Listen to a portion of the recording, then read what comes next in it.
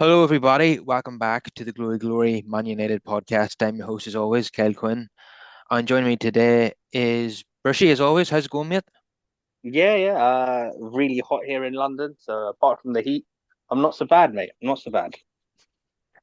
And Ryan from United Central is joining us for the first time today. Welcome, mate. Hey mate, yeah, I'm good, thank you. Yeah, obviously it's good to be on, and thank you for the invite. And I'm excited, obviously looking forward to tonight's discussion. Indeed, yeah. Yeah, there's always plenty to discuss when it comes to Man United, even if there is no movement in the transfer market again. I haven't been on for about 10 days and still the Brand Mbeumo deal is not over the line. It's getting frustrating. It's turning into a bit of a saga, but I still think that this will get done in the next few days. So what we've been told is that this has come from Sky Sports that Brentford want in excess of 65 million from Mbeumo, and United are working on a potential new offer. And their most recent one was a total package of 62.5 million, the same as what they paid for Matheus Cunha. But the initial fee is only 55 plus 7.5 in add-ons. And the London club Brentford think that he is worth more than that, and they want more money up front. So it's just a case of making him an offer that they will accept, but it's dragging on a wee bit. It's a bit frustrating, but I want to get this done before next Monday because you really want him there for the beginning of pre-season, Ryan. Yeah, absolutely. This is just ridiculous, isn't it? How long it's taking. I know what you're saying about the fact is that we are going to get it done eventually, but that's not the point, is it? It's the fact that this is taking too long on one player. When we finished 15th last season, we've signed one player only in Cunha, and obviously now this Embuemo deal, obviously the longer it goes on, the more doubt I'll probably get. To be honest, I think everybody will get. But yeah, obviously, I think it's a case of look. I think it's always going to be a case of United always seem to get charged out a little bit more, don't they? To be honest with you, and it is frustrating. I think they should have accepted the last offer because I think that was very reasonable, and they're just trying to squeeze a bit more money out of us, of course. And yeah, but look, really, really good player, and obviously will upgrade us in that attacking line. So yeah, but it's getting to the point now where you just want it announced, and when you think you're going to have a breakthrough with it, it slows up again, and it's just stop start constantly. But I don't know what will happen. But if we don't end up getting Mbeumo now, I think I'll actually cry. I will spend all this time on this player, and if we don't get it over the line, it'll be an absolute shambles, won't it? But Yeah, I think United are so far down the road with this one that they can't just decide that they're not going to sign him anymore because the fans will be thinking, this is a total shambles. We've spent weeks and weeks on this, and then we walk away. Uh, United have invested so much in this deal that they have to get over the line now. Brentford, from their point of view, Matheus Cunha cost 62.5 million. That was his release clause. But Brandon Mbeumo has scored more goals than Cunha, so they think that he, United should be paying slightly more for Mbeumo. Brush, do you accept that? I'll tell you what, guys. If this doesn't go through, then my PTSD is going to kick in. Already, as I was speaking there, I was thinking back to the Cesc Fabregas saga, where we chased him all summer, only to end up with flipping Fellaini. Um, Yeah, it's concerning. They're taking us for a ride a little bit, and it is frustrating. Um, Personally, I think the 62.5 was more than enough, but maybe the it should have been restructured. So where it says 55 and the rest in add-ons, I was thinking maybe the add-ons weren't as achievable as they could be. So I thought it was more the structure than anything. I wouldn't be too happy paying much more than that if I'm being honest. Already it's at the very high end. But then again, I say that, and the market's insane. I saw the other day that João Pedro went to Chelsea for about 55 million. He scored what 10 and 9 goals in his last two seasons. So unfortunately, it is what it is. But yeah, for pre-season as well, it's important that we get our main targets in. We've talked at length about all the other things that need doing as well. which is why this is already starting to feel like a saga, even though it's only the 1st of July. Um, and there doesn't seem to be any other talk as well, does there, really? So this one really needs to get over the line so that we can kick on. And I'd also like to see some departures. Yeah, yeah, I think we all would, but those could drag on to the end of August.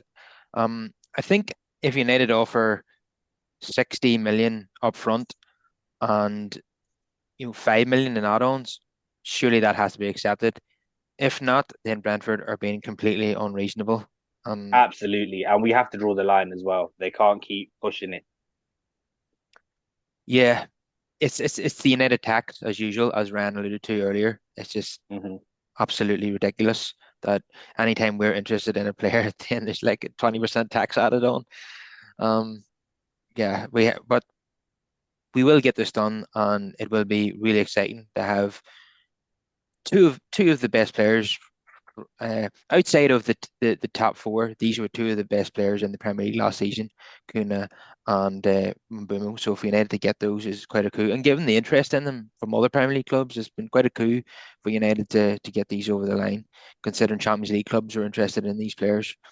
But so we're still a star attraction despite our worst season in living memory. Um, so I want to get on to another story that has been doing the rounds in the last 24 hours, and that is the initial story came from Roy Whitwell of The Athletic, and he says that Ollie Watkins is among the centre forwards considered by United if Rasmus Højlund leaves. The focus is on Brahim Mbumo, then outgoings, but work in the background on targets in case of sales. Uh, Initially raised in talks with Marcus Rashford's proposed Aston Villa transfer. So United have made initial contacts regarding Ollie Watkins, but this will probably depend on sales happening first. Now, I don't think this is a bad deal at all. He is 29, but I think this might be a perfect signing, and I'll tell you why. Because at 29, he can be United's first choice striker for 3 seasons. He's a proven Premier League goal scorer. Um, and at 29, he won't block the path of Chido coming through. In fact, Chido could learn from him in those 3 seasons. And then whenever Watkins is, too old and ready to move on, then you like to think that Obi will have come of age at that point. So, and it takes the pressure off Obi and Hoyland as well if he remains. Um, so I think he is the right age and the right profile for United if we intend on bringing Chidi Obi into the first team. So if we brought in like a 22-year-old striker or 23-year-old, you would say that's going to block the path of Chidi Obi getting into the team because you'd anticipate that striker, if he's really good, he's going to be our first choice for a long time. So I think it would be the right signing. How do you feel about it, Ryan? Yeah, I've got to agree with you. I'm a big fan of Ollie Watkins, me. I've always rated him, to be honest with you. Obviously, like you say, he's Premier League proven. He will guarantee you goals. That's the reality of it. And we know how much we struggle for goals recently. And like I said, obviously, the fact that he, you know, guarantees you, the past 3 seasons he's got 20 goals and assists combined for the past 3 seasons. So he does pluck up those numbers for you. I think he also suits the Amarin system, to be honest with you, as well. Obviously, you know, does press hard, runs in big, always makes them runs in behind, obviously. And like you said, the age, 29, I've got no qualms about it, really. I know there's a few people that are a bit umming and ahhing about it, but the reality is I'm not really sure why, because I know a lot of people do want Gyökeres, but I just don't think that deal will happen. And I think Watkins, look, he's strong, he's powerful, he'll get you goals, and he's very reliable. And yeah, I think he'll be perfect for us, to be honest with you, to lead the line. Yeah, Bruce, and do you think that Chido Obi could then learn from Ollie Watkins if he comes to United? In an ideal situation, Carl, I'd love to send Cheeto out on loan, but such is our lack of options that we're forced to keep the kid. Because I think that would really aid his development if we're able to send him out where he can get first team football under his belt on a consistent basis. Regarding Watkins, age and profile of the player, he's in his absolute prime. So there's no doubt that he would come in and score goals.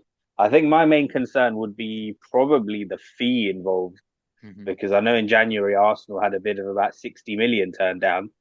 Um, if it was possible to get some sort of swap deal, I'd be open to that. If not, I do have one or two question marks. Even the fact that when Rashi was fit at Villa, Unai chose him over Watkins in certain games, certain important games. So that's a bit of a concern. But yeah, no doubt he's had a good record in the Premier League. He's a proven goal scorer. But then you see this proven thing for me, right? Provided you do your due diligence and your scouting, it doesn't really bother me, to be honest. If you go get a player that's good enough, they'll adapt. I understand it. You know, it's nice to have seen someone play in the Prem, but it's not the be all and end all. Yeah, absolutely. But seems like United are prioritizing Premier League players in this window. Uh, in previous 11 years, only 8% of United signings came from within the Premier League. So there's been a drastic change in this window Yeah, in terms of. again, Kyle, I think it's PTSD for me, mate, because when we have bought domestically, it's not worked out, and it's been really big fees as well, which make it hard to justify. So, like the likes of Wan-Bissaka and Maguire and Lukaku, you know, like I get it, like in a bygone era under Fergie, that's what used to serve us best. But the game's moved on since then. Just the amount of competition in the league is ridiculous. You got 17 teams in the league now who can afford to buy international players. But I think there's an opportunity here with Ollie Watkins in that I don't think he sees eye to eye with Unai Emery, especially with him Hmm. leaving him out and starting Rashford number nine, as you say. So he might welcome a move away from Aston Villa. Um, Defo, like yeah, in terms of that, yeah, all day, every day, he's better than anything we've got at the moment. and it would have been ideal to do a swap deal with Rashford, but it seems if Rashford has his sights set on La Liga, I really don't see that happening because um, Barcelona are going to sign Nico Williams, so I don't really see the need for Marcus Rashford, and they might not have the budget then to sign him in addition to Williams. Um, and like we've heard a wee bit more about that from David Ornstein today. He says Marcus Rashford is prioritising a move abroad if he leaves Man United this summer. The club want a seal, but the 27-year-old attacker is also open to a loan or swap deal if the right opportunity arises or wants to compete for titles. Um, he returns the MUFC pre-season training on July the 7th. Um, yeah, this one could drag on as well. But if if United are open to loaning him, then they're probably not going to get a permanent deal with another club. It's a difficult one given the wages and that United want 40 million for him. I can see this dragging on right to the end of the window, and he's going to be loaned out, and United are just going to hope that his wages are covered by someone. But if he's setting his sights on Barcelona and they're prioritizing Nico Williams, it seems wee bit unrealistic to me, and he should be looking at clubs like Aston Villa. There doesn't seem to be a massive queue for him, Ryan. Yeah, absolutely. I'm not really surprised there's not a massive queue for him, the way he has behaved at United. And obviously, look, I talk about Aston Villa. I don't think Aston Villa will have him back really because he didn't really do much there, did he? And I think his big wage, will always be a stumbling block. And I do fear that he's going to end up staying. Um, but the reality is, Amarin's not going to include him, is he, in his squad? So he's either going to try and get a move away, or he's going to not play any football at all, which I probably wouldn't mind on that wage that he's got, to be fair. But yeah, there's not many. And to be honest, that Barcelona link, I think that's all coming from his agent and stuff. It's all PR. I don't think Barcelona are interested in Rashford at all. You know what I mean? If you look at the players that they've got, why would they want Rashford? And like you say, they are going for Williams now. So no, I just don't see that deal happening. And my worry is there's no interest. There's just no other interest. So yeah, not good at all. But he just needs to leave now. He just needs to leave. But the fact that he's on that them big wages, I think that'll be the stumbling block, if anything, as to why he doesn't leave. But we've only got ourselves to blame, haven't we? So yeah, I think this is going to run on until, like you say, the final, you know, things of the transfer window. But it's just really frustrating. This is another frustrating one. We just need to sell him because it just holds up what we're able to do, doesn't it? In the transfer market, and yeah. So So, Brush, where do you think he'll end up? So unfortunately, I think this is one that is going to drag. And like Ryan mentioned, I think this is all coming from his camp, the Barcelona stuff. Like it doesn't really make sense, does it? Even when we look at their team, you think Rashi makes the bench. It's not the optimum position to be in at his age. Um, there are one or two clubs in the Premier League, like Newcastle, who have struggled to attract anyone. They've missed out on a whole host of players, and I've been hearing rumours of Gordon potentially to Liverpool. If that's the case, I could see him slotting in on that left hand side. But again, it's on him really. Um, at one point, I thought maybe Tottenham, but they went and signed Tell. There was a bit of paper put talk this morning and online about Bayern Munich links. I don't know how true that is. But on paper, that's one that makes sense because they lost Leroy Sane. So potential to link up with Kane. A move abroad as well, I think would do him good. I think it's too toxic now for him here in England with the media coverage and everything as well. So, that could be something. But again, he needs to be willing to take a pay cut because no one's touching those wages. Yeah, that would be ideal if a club like Bayern Munich came in for him because they could afford the 40 million fee and they could pay him a decent wage. Exactly, because they're set on the Matthias Tell money as well. Sane's left. So, they can offer him reasonable wages. And from his point of view, not only is it a chance to go win titles and, experience the new culture and that you're almost guaranteed Champions League football year upon year as well. Definitely. So another outgoing that we're hoping to see is Jadon Sancho, and it seems to be that Serie A is his most likely destination, be it Juventus or Napoli. So it seems like Juventus are currently in talks with United over a fee, and he's obviously going to have to take some kind of wage reduction, or else United are going to have to give him a payoff, and I think that's probably the most likely outcome, Ryan. yeah, I'm just thought this is another frustrating one, isn't it? You know what I mean? Because obviously Sancho, look, he's been a disgrace at United, an absolute disgrace, and the fact that he came to the club in the first place is a disgrace. But yeah, I think for me, yeah, he's going to have to take a pay cut. But the problem is, it's easy for us to say that, isn't it? You know what I mean? He's not going to really be very forthcoming at that, is he? You know what I mean? Because he's clearly not bothered about playing football. He's clearly not bothered about winning things. He's clearly not bothered about his professional pride because he hasn't shown any of that at United.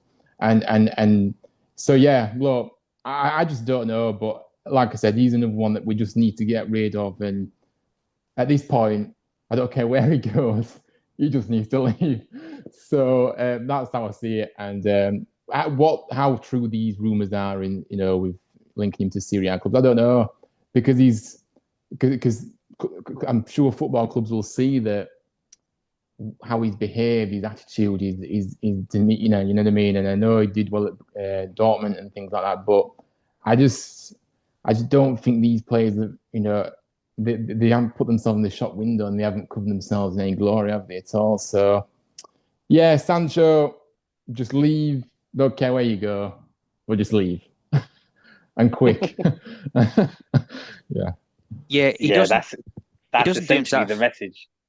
he doesn't do himself any favors, Brush, does he? None at all. This is one of those guys. As soon as you mentioned his name, I just in my head I was thinking, you know what? Don't care where you go, just need you gone. It's one of those ones. He's completely burnt all bridges. Regarding the wages, yeah, from his point of view, I don't think he's motivated by football at all. And it's one of those things. I think him and his agent have probably talked. They know that he's never going to see these wages again in his for the rest of his career. So, I think they're going to milk it for every single penny, mate. So unless we pay him off, I don't understand how we shift him. I can very much see a scenario in which he thinks that if he just waits it out till the last day of the window, we'll end up loaning him out for this final year of his contract. And, whatever wages we can get off the books, the club will be willing to do that. And then the rest of it will unfortunately end up having to cover. And then next year, him and his agent can ride off into the sunset as a free agent and probably command a couple of million in a sign on fee elsewhere. Yeah, he's another one who's become very difficult to shift. And from his point of view, you know, he's United agreed this contract with him 4 years ago, and he's entitled to the money. And he probably sees himself as the victim and sees that United Yeah. shafted him. Um, so he's going to make. Honestly, it's what it is. It's really bad management by the old regime, isn't it? Like to hand a 21 year old what 300 plus a week is insane, you know? And I'll tell you the start difference as well, because I used to have a lot of complaints to Harry Maguire because he was one where I wasn't happy with the fee we paid, the wages he was on, or what we got in return for that. But over the last 2 years, after that West Ham move broke down, he got his head down and got to work. He didn't start talking, he didn't start tweeting. He just put his head down and got to work and proved himself as a useful addition and someone we can, utilize. I wish Jaden could have done the same, but it's over. Yeah, Bruce, you said there that you used Maguire as an example of a player we signed from a Premier League club that didn't really work out. But taking the last two seasons into account, Ryan, would you say that Maguire is now being a successful signing? Well, look, for me, I've never been a massive fan of Maguire. I think he's always going to have a mistake in him. Yes, you know what I mean, he does come up with a few goals and that, but he's there to defend and he's there. And for me, I don't see him in this system with Amarin. We need players that can play with their feet, obviously be good with their He's a feet. rotation option at best, isn't he? He's a good squad player. Yeah, he is. He's a good Yeah. squad player. But the reality is of it is that I think we should have got rid of him when West Ham was, when Hmm. West Ham came, looking for him because that was the good point for him to. Because otherwise, he's probably gonna And go. the wages played a part then as well, right? Because that was the Yeah, thing we were saying yeah, at the time. We were like, listen, ideally, we need to shift him and move on. But, is he within his right to say, listen, I've still got 6, 7 million on the table, you know? yeah. So for me, no, it hasn't been. In my opinion, anyway, it hasn't been a successful signing because I don't think he's added the quality that I want to see at United. So that's the way I see it. He's been good for us. I don't think he's been a success. He's been a, an okay signing. Yeah, Yeah, I'd agree with that. Yeah. he's not an 80 million pound signing. Hell Oh, no. He oh, never was, absolutely not. We never. unfortunately. Oh no, no. Oh, So we set him up to fail, really, when you think about it, because he was never that guy. And then we gave him the armband as well to compound things further. oh, yeah. That was a terrible decision. Yeah, yeah. So I think that's one of the things that's helped him out in the last 2 years, not having that added pressure of the armband as well. If we'd have signed him for 30 million, you could say he was a success. Mm, Yeah, yeah. But Then it would have yeah, been all right. Well, because then it would yeah, have been justified having him as a squad rotational option. yeah, w- we're talking about a club that has had partnerships like Ferdinand and Vidic and Pallister and Bruce. So Yeah, um, yeah. there's a And then very the mighty Yap Stam. And then we Stam have this guy.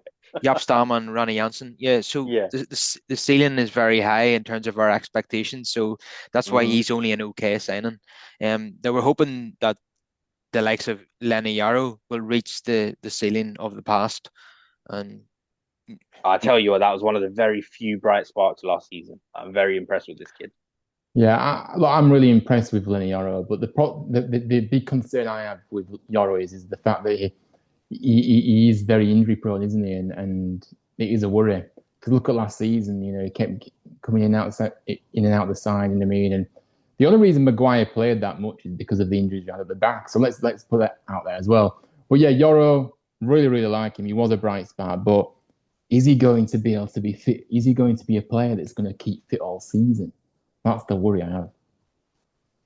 And that's the yeah, worry I have for Martinez as well. Yeah, there's, Because there's three a few, isn't there? consecutive Yeah, yeah, seasons now, yeah, yeah, he's been injured and he's not been able to complete a full season. And yeah, that's a big concern for me. yeah. It is. I agree. we've no luck at all when it comes to injuries at the back, and it feels like it's been that way my whole life, to be honest. um, even Aidan Haven come in, he done so well, and then against Leicester he gets this freak injury, and then he misses a chunk of the Hmm. season as well. We just can't seem to keep any defender fit for a whole season. It's it's really, really, really frustrating. But It's one of the reasons we need to really move on from this Mbeumo thing and get other piece of business done as well. Because centre back is a position that concerns me. Um, I definitely think we need a body in there, Yeah, especially with the yeah, experience of Evans going. And as much as whatever anybody thinks of Lindelof, he was still someone able-bodied who eventually helped out a little bit. Hey, that's all he Oh, was. And that's all he was. But still, like I, as the season goes on, you need that. And I think at the moment, if it stays as it is, we're going to put a bit too much pressure on Heaven, and I don't think he's quite ready for it. Yeah, and Matthias de Ligt had a really injury-ravaged season as Yeah, well. He was in yeah. and out of the team and missed the end of the season because of injury. So And all of Luke them, Shaw, we expect what, like 2 games a season from him? yeah, yeah, and and Luke Shaw's had, as you say, he's had a lot of injuries. He's Yeah. he's he's just turned 30. He's someone who seems to struggle to keep the weight off as well. So it's only going to be downhill from here for Luke Shaw now that he's over 30 And now. again, it's that contract, Carl. Like he's not Yeah. walking away from it. He's got 2 years left on it, 150 grand a week. No one's touching it with his injury record. Yeah, to be honest, I think we both said it. I think he's going to be here Yeah, to the end of his contract. yeah, definitely. I just hope he's working on his coaching badges or something. Yeah.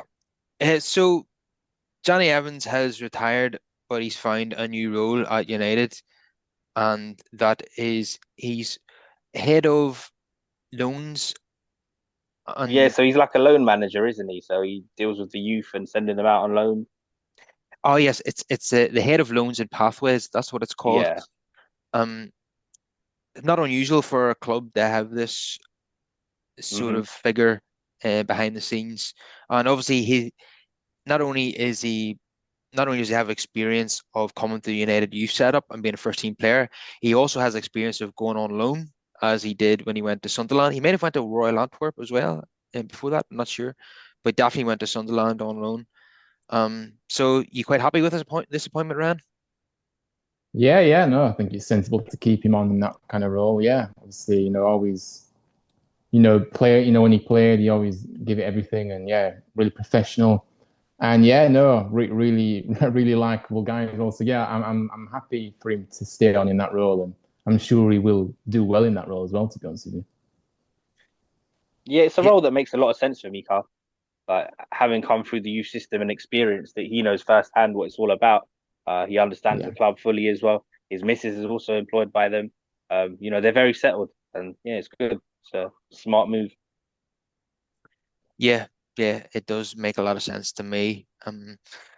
So another thing that I wanted to talk about was Diego Leon, who officially joins Manchester United today, and sounds like a very confident young man.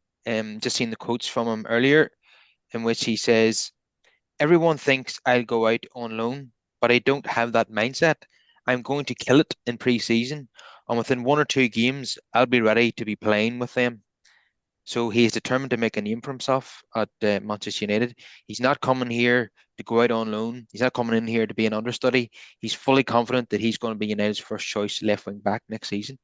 What do you think about that, Ryan? Yeah, no, I love that. I love those quotes, by the way. I think it shows the fire that he's got and the belief he's got in himself, and the confidence that he's coming in with is really, really good to see. So for me, look, I haven't really obviously seen much of him play, so I'll have to see. But look, I like that attitude. I like that attitude that he believes that he can come in and really stake a claim in those opening moments in pre-season. You know what I mean? And yeah, so look, he seems like a really exciting player that we've got, and hopefully it works out for him. But yeah, I love the quotes. I'm looking forward to seeing what he does. But for me, um, certainly would be good to see him in that starting lineup in pre-season, see how he gets on, and then we'll have a better judge of where he's at, really. Yeah, Bruce, sounds like Patrick Dorgu's position is under threat if Diego Leon has anything to do with Yeah, and so it should be. it. Fighting words, and these are the kind of things you want to hear. A great attitude to have. That's the mentality and belief that he has to have coming in. It's on him to rubber stamp his mark and show that he belongs. So I love that. I love that. If it'll work out that way or not, we'll have to see. But yeah, it's the right attitude. Yeah, I really like that attitude. You have to be to make it at Old Trafford. You have to be confident and really believe in Yeah. your own ability. And he certainly seems to have that in spades. So the goalkeeper situation. Oh, Ay, ay, ay. oh gosh. Oh, please.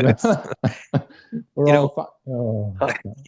look, none of these attacking signings they're all pointless if we keep Onana in goal. They're all going to cancel each other You out know, no, I if we have this guy in goal. Ah, mean, I mean, Mbemo and Kuna are going to have to score two goals each in every game in order to outscore the goals that Onana's going to throw in. So it's just Oh. listen, with those two, and if we get forward as well, yeah, you'd have to think that's the best part of 200 million gone, yeah, just on the front line. Only for this guy in goal to just mitigate all of that. Yeah, something's got to be done.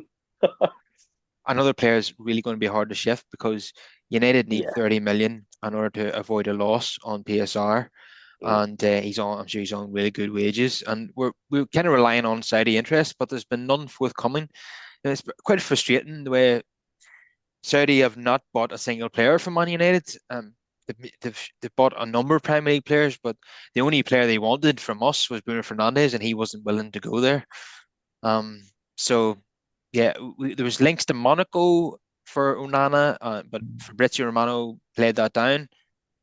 So the likelihood is that he'll be here next season. Oh. And Ah. our best hope is that we can move Bayendier on and bring in a goalkeeper that's capable of taking Onana's place. But who that's going to be, I do not know, Ryan. Yeah, absolutely. This is just like I said, there's nothing concrete with the Onana situations at the moment. So I see him staying, unfortunately. But the reality is he cannot start as our number one next season. I don't care. He cannot start as number one. For me, yeah, like I said, try and get Bindier out. But again, don't really know who will take him. But yeah, I saw we'd been linked with the Atlanta goalkeeper.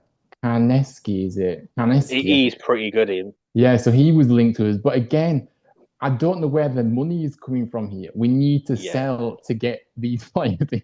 And that's the problem, isn't it? That is what's holding everything up. And, look, I think Kaneski is definitely a very good goalkeeper myself as well. And I think he would be a good option. I do like Costa, but again, Costa will cost even more than, I think Costa will cost more than him. So, um, yeah, Kaneski probably will be the most likely option for me that I'd like to see come in, but I just don't know how this is going to end because, like I say, we need to sell to buy and Anana. I just can't see anybody paying the money for Anana because why would they? Because if you watched him all season and well, the number of seasons now, but last season he just kept getting worse and worse as his time that United's Yeah. gone on and but who would take him? You don't want a keeper that's going to keep making mistakes. You don't know what he's going to do next. You want reliability. You want a keeper that's confident. And the trouble is, he's done it 2 seasons in a row, hasn't he? Right, Yeah, where he's just made yeah, atrocious mistakes. The year yeah, before, he single-handedly kicked us out of Europe.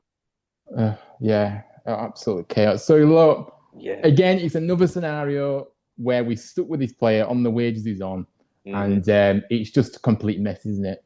We're in a Yeah, complete I mess. don't, Yeah. yeah, like you, I just don't understand. Without Saudi help, I don't know how we get rid of him. And I'll tell you what, talking Mm. Saudi, I was watching because of the heat as well. I was watching the Club World Cup game yesterday and watching City get knocked out, which is brilliant. And I was watching Bonazu in goal for Al Hilal, and I was just like, how? How have these guys got a better goalkeeper than us? Oh, it's crazy, isn't it? Absolute madness. Yeah, because some of the saves that Bonazu was pulling off, I was like, Jesus, if only. If that was Anana, he would have dived 2 minutes after the ball had hit the back of the net. At this point, we just want somebody even just anybody Yeah, really. At this point, don't we? In yeah. goal. Let's I be tell you honest. what, at the start of the window, me and Carl were talking, and I really liked the look of Kelleher. But obviously, being that it was Liverpool, I Mm, always thought it was unlikely. yeah. And I was kind of hoping that him and his agent was smart enough to put a little release clause in there because I reckon he can do better than Brentford. Yeah, yeah, I think next season probably. he'll be up for grabs.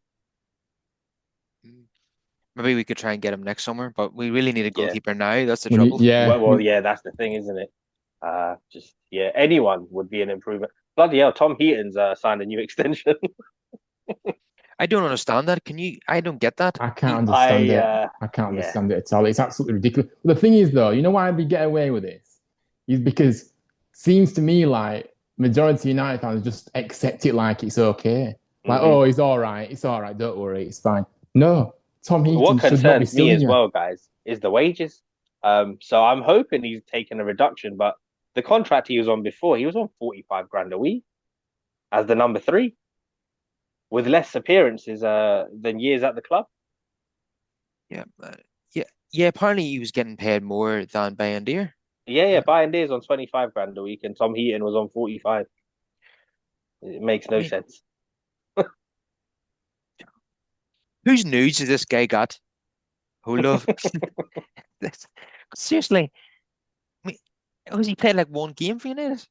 And maybe it's more. I don't know. I don't remember him playing that often. It's something like 3 appearances in 4 years, Carl. It's insane. Yeah, what he's clearly got something on somebody at the club. I don't understand this. You know, Yeah, it's a waste of money. I yeah. mean, And for the third spot as well, I'd rather have seen one of the youth goalkeepers step up as the third. Yeah. yeah, I mean, yeah, Eli Harrison. You know, And you'd think this was one of the places where they could have, saved a bit of money and redistributed it elsewhere because, yeah, they're making all kinds of cuts and stuff. This one seems a bit unnecessary for me. that was an easy. Like his contract was up. That was an easy one, Yep. just to get off the books, and they decided to give him another deal Yeah, basically. for what? I mean, he doesn't even play, and Hmm. even if Onana gets injured, he still won't play. So He's just he just doesn't. He's more of a coach at United, isn't it? You know, he doesn't really, like I say, he don't play. And look, it's madness. But again, I go back to it. There's just no plan or strategy at United. Not been Hmm. for ages, does this? So I, that's I why I assume need he's to doing submit. the Lee Grant thing, putting cones out, clapping players. But for that amount of money, I'm sorry, no, like it's absolutely ridiculous. It is, isn't it?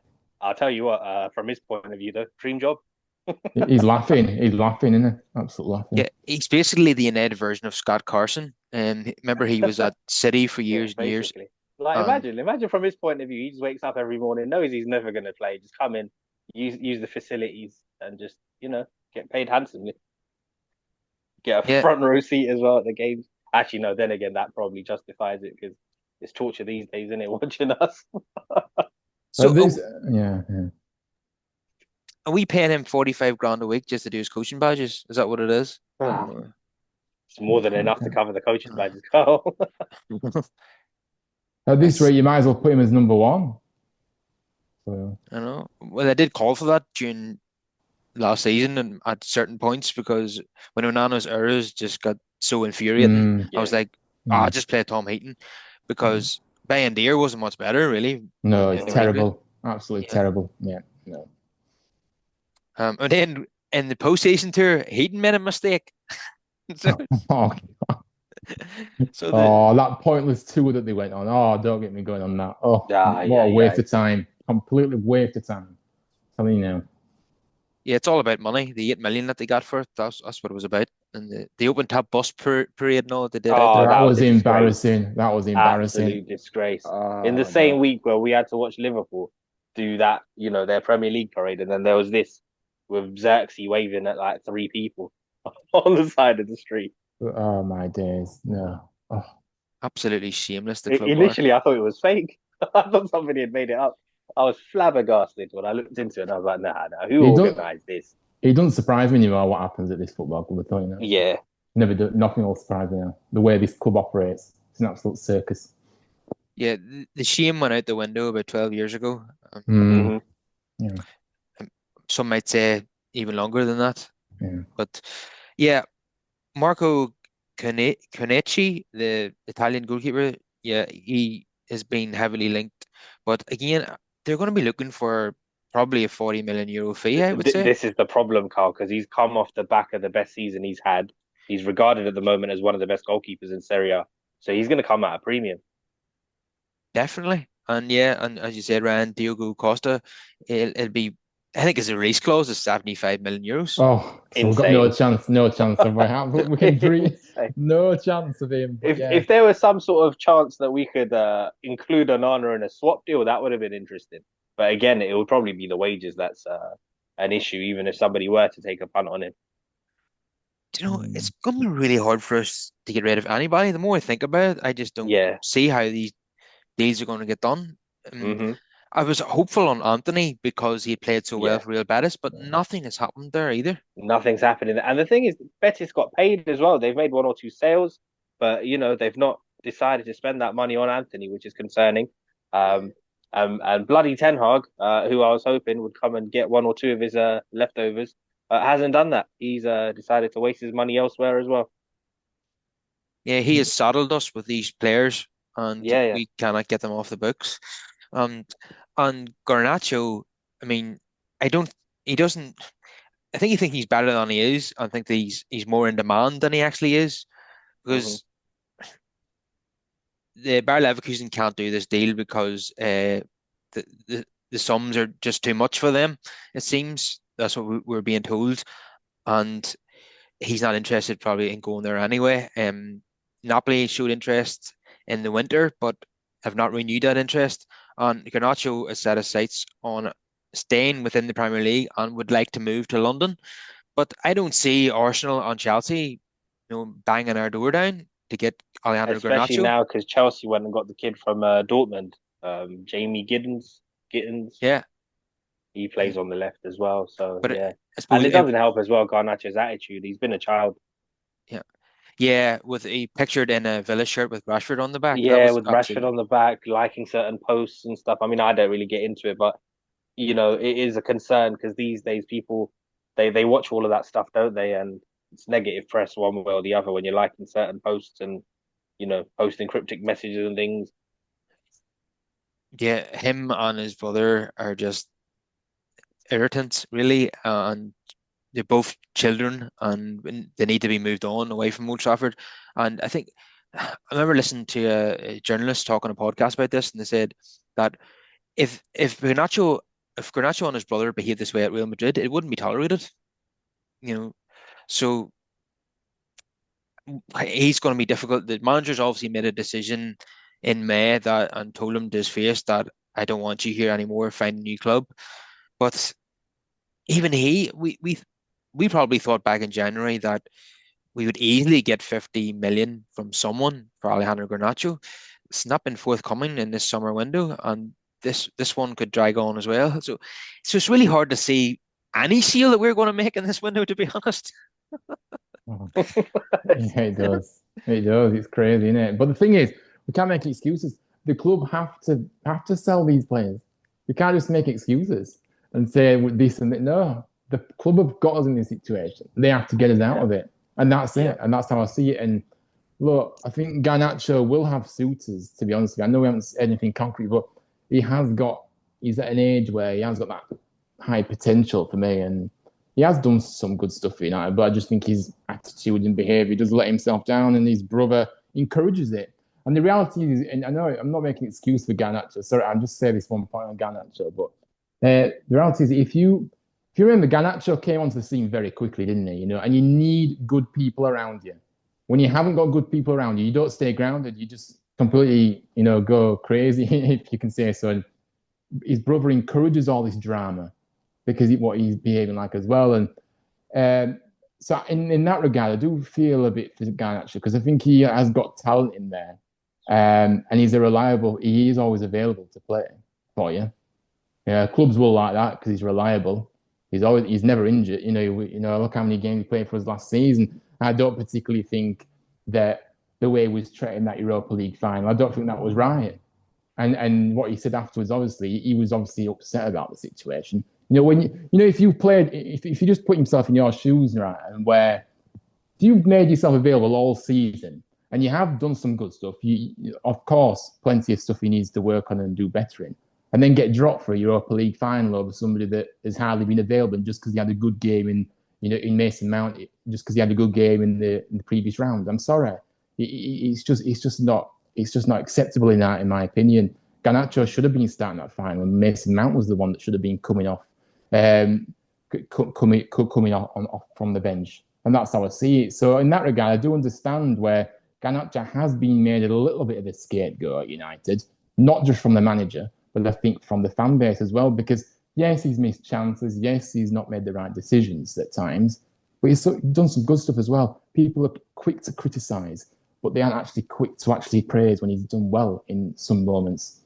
So look, I'm not condoning his behaviour, by the way, but I just think the way it's panned out at United, I think he's just had enough, really.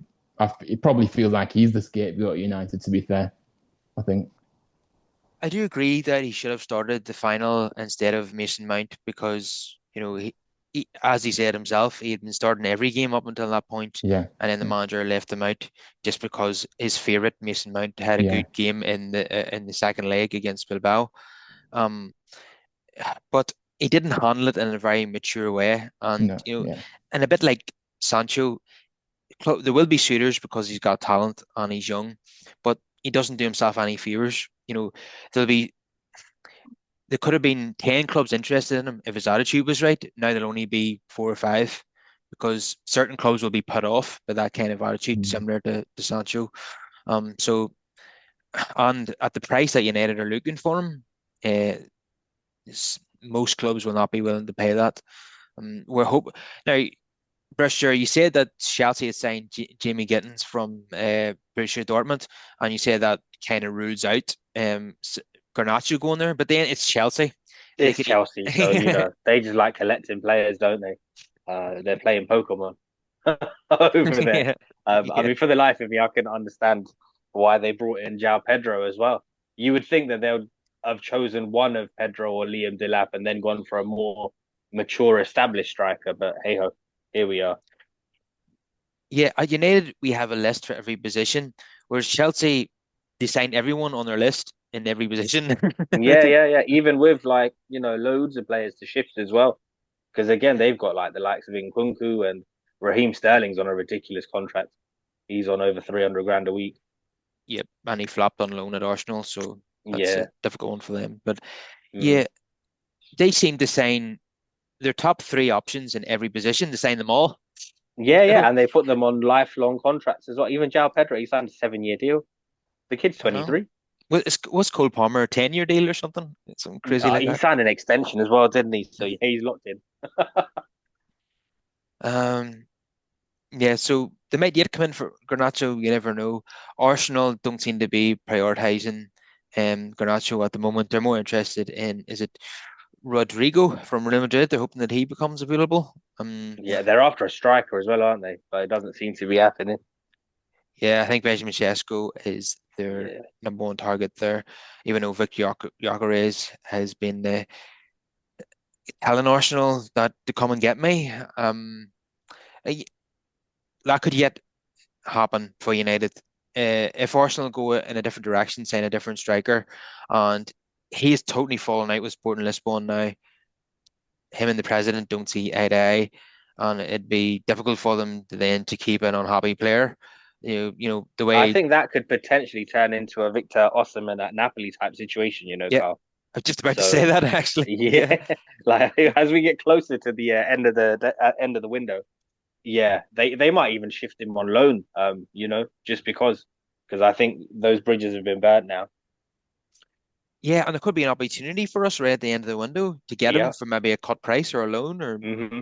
a loan with an obligation to buy or something That like would be that. amazing because then if we could test it out as well and send it back if it doesn't work out, that would be ideal. Yeah, the loan with an option to buy is the type of deal that every club wants. But Right. it's And then we can send them Hoyland in return. Now I'm really living in La La Land. yeah, that's what all the clubs want to do with the players we want to get rid of. They want a loan with an option to buy, but we need to sell in this window. Yeah. So we need money to come in order to buy players.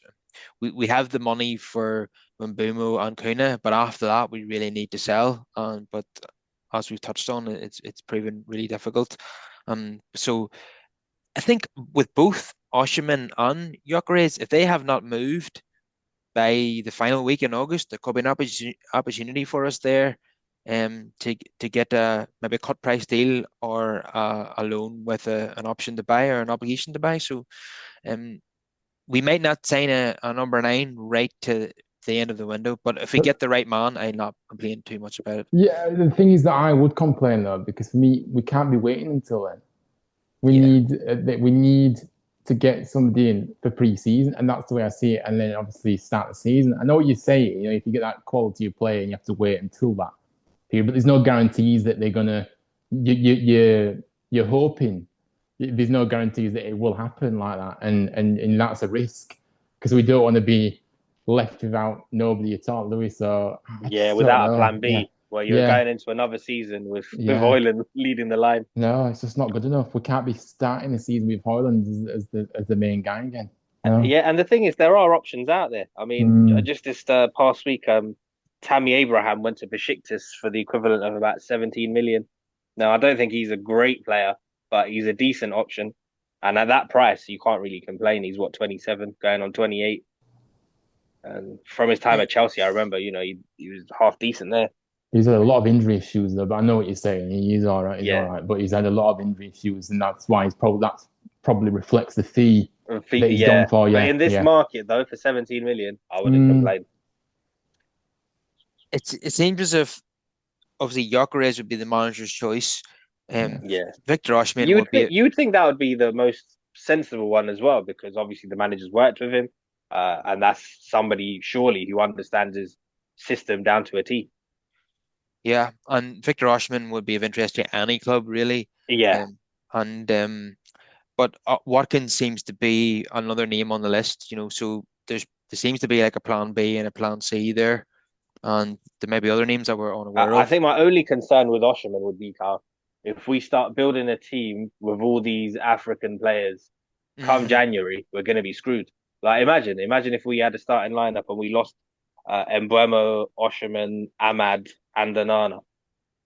You know, well, the well, Anana Aman, one, the Anana one, And yeah. Nana, you don't Well, need to we might include the improve Nana. It's fine. You without can it. go. Yeah, you can go. Yeah, it's fine. mm, But just it does disrupt the team though. If you've Yeah, got three or four yeah. players all gone at once. yeah, I know what you're saying. Yeah, you don't want to make. Yeah, like y- when you got strength in that, if we were Man City, I'd be like, yeah, that's totally fine. But when you're building from scratch, you need a settled team that stays together, and we can't afford to miss players for a month, especially if you're playing for one of the nations that can really progress in the tournament. You're basically missing the whole month, aren't you? Somehow in the last African Cup of Nations, Onana only missed one game against Newport, and that was it. Oh, Um, and it was a bit of a hoo-ha about that as well, innit? Because he went over there and then he ended up getting dropped by the national team. yep, he made a mistake for them too, didn't he? Oh, Uh, so, Surprise, surprise. but I'd be hopeful that in the next AFCON that Cameroon make it all the way to the final and penalties and extra time in the final too, and hopefully he can miss 6 or 7 games for United. oh. But honestly, if he's the number one up until that point, then we're going to be in serious trouble We anyway. can't. We just can't do it. We can't accept it. Definitely. No, no, no, no, no. Yeah, there's no serious club would keep him as a number one for a third season. But are Just we? But are we a serious club? that's the question. I don't think we are. We've not behaved like a serious club for ages. So I don't know. No, we haven't. And um, NES were supposed to make things better, but in their first year, they've actually made things worse. Yeah, they have absolutely dreadful. Yeah, Um, Poor planning and decision making. yeah.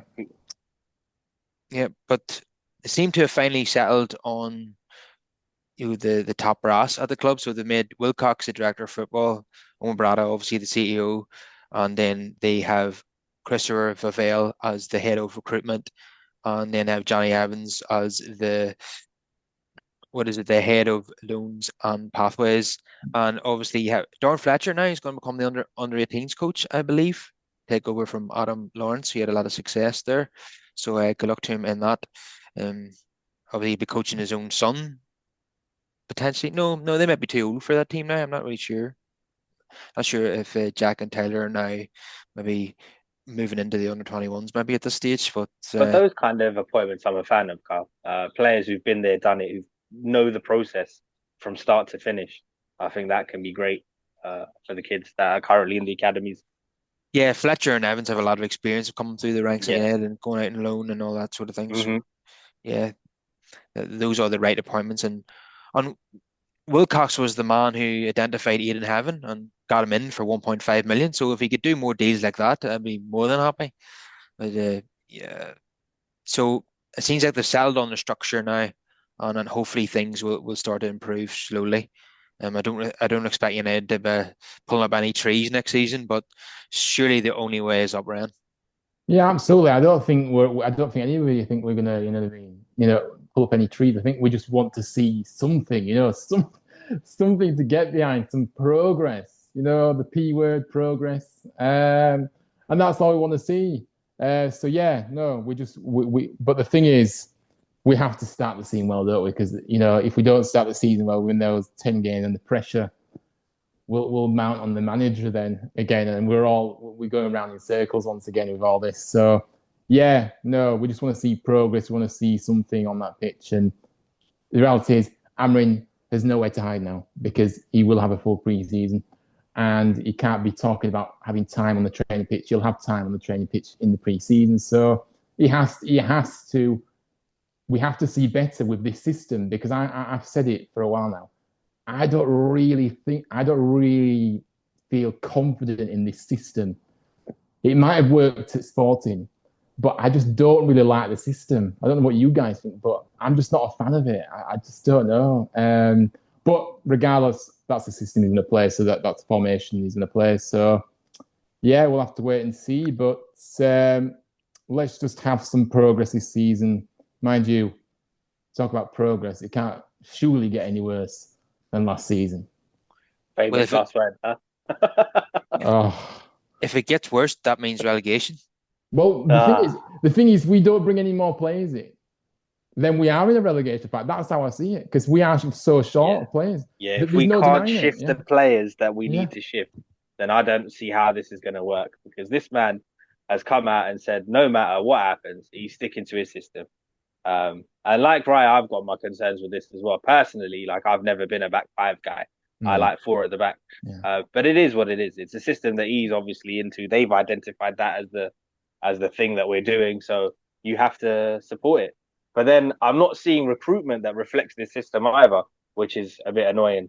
Um, Obviously, after the Mbomo deal and later in the window, we can really assess it. But we've spoken about it at length. How, like for me, all of the wingback options we have are rotational options, and this is a system that puts emphasis on wingbacks.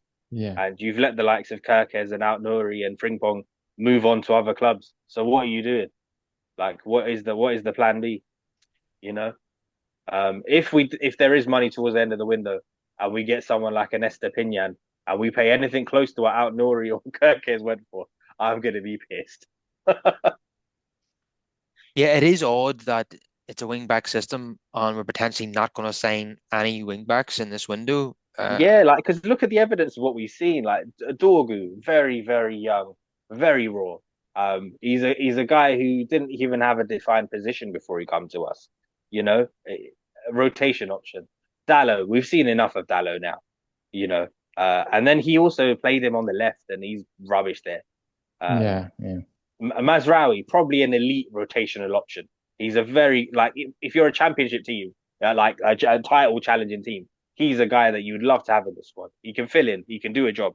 But is he first team quality? I don't know. mm, And then Ahmad as well. If you bring in these two tens, you're shifting Ahmad to right wing back. yeah, And yeah, again, for me, him, you lose a bit of his creativity and spark when you stick him there and not further forward. yeah, definitely. Whilst he will be capable of playing that role on the right, Mm-hmm. And you want also, to if he gets injured again, if he gets an injury, then we're back to square one. We're back to what we're used to. What Mazraoui, Dallo, we've already seen what they can and can't do.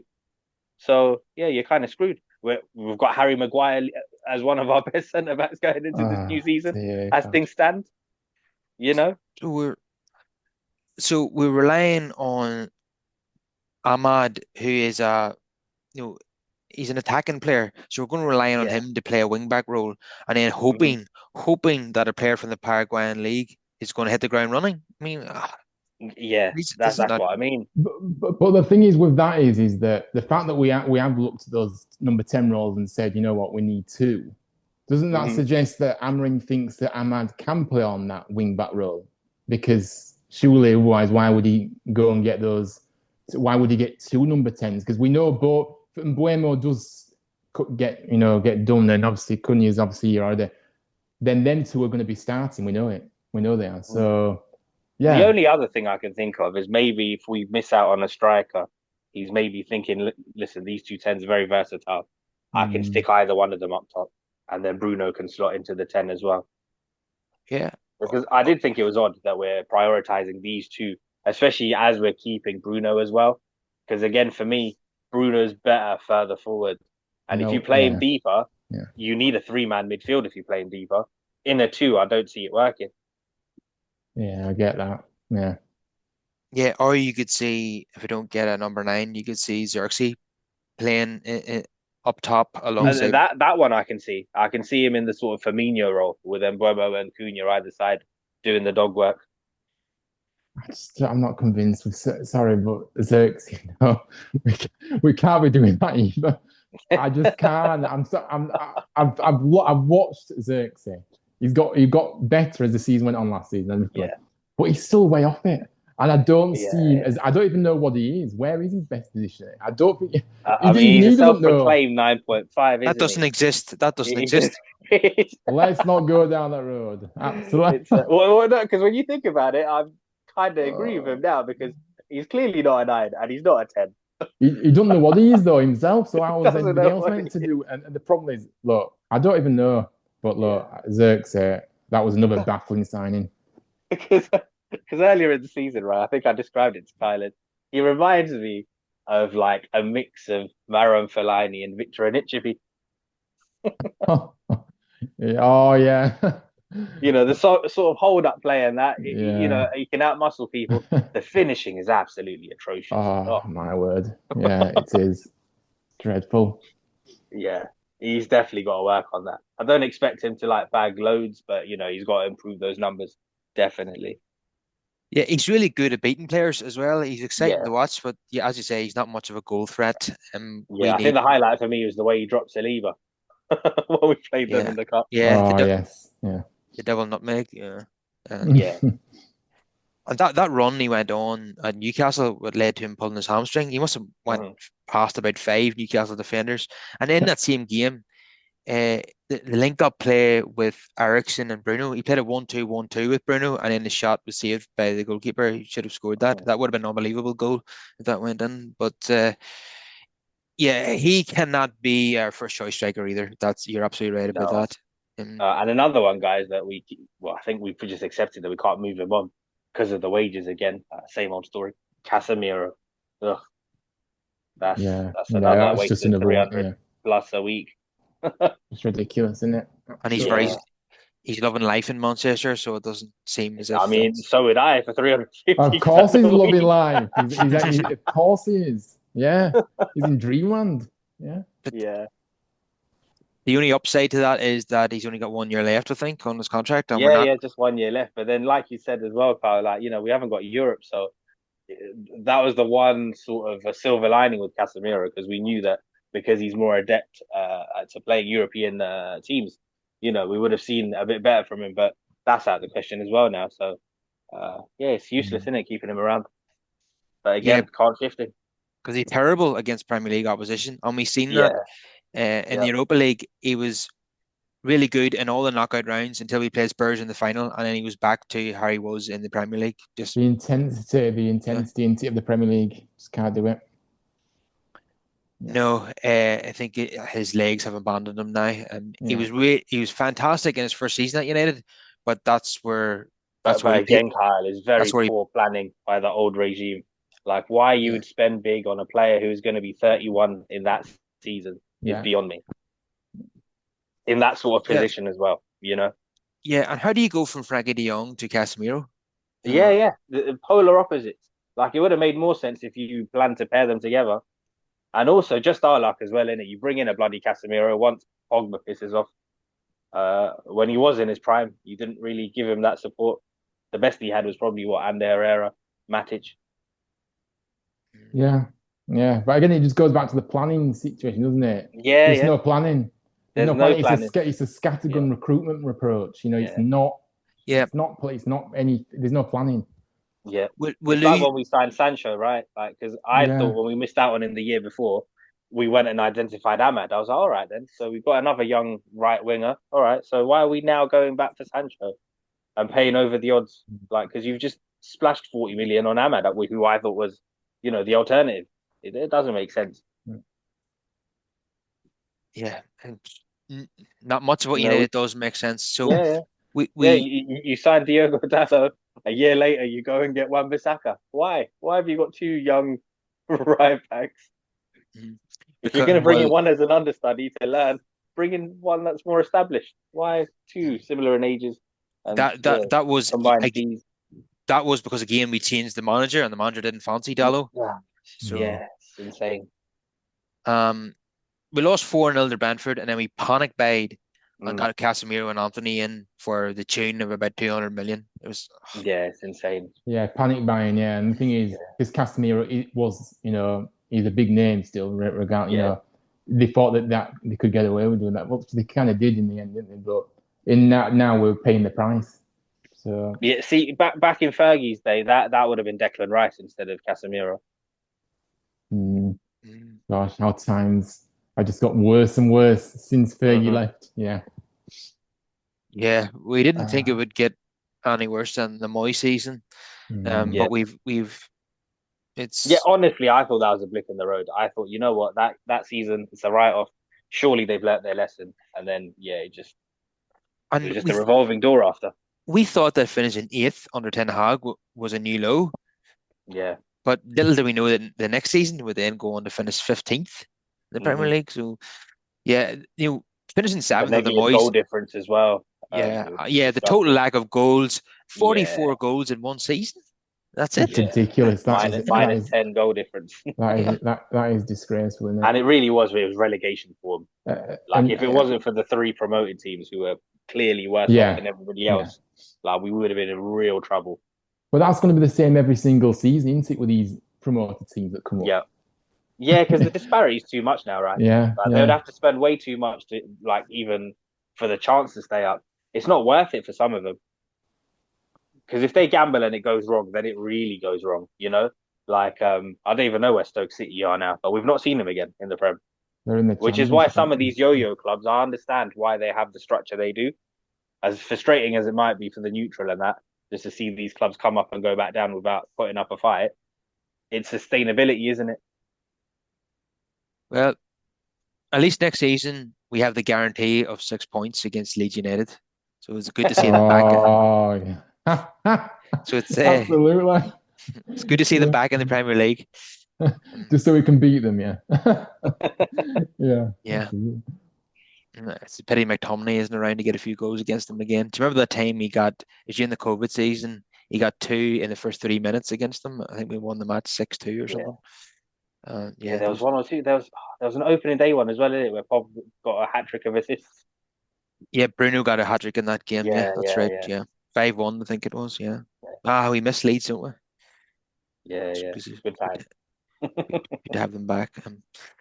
Uh, so we shall leave it there, fellas. Hopefully, the three of us will come back on in August, and we're full of cheer and anticipation for the new season because we've made five signings and four people have left, and we're hugely optimistic about the season going forward. But at the moment, we're still very frustrated with the lack of action in the transfer market. So everyone watching us, please smash a like on the video, subscribe to the channel, and if you're listening on Apple or Spotify, um, please give us a good review and subscribe on those apps also if you're enjoying the podcast.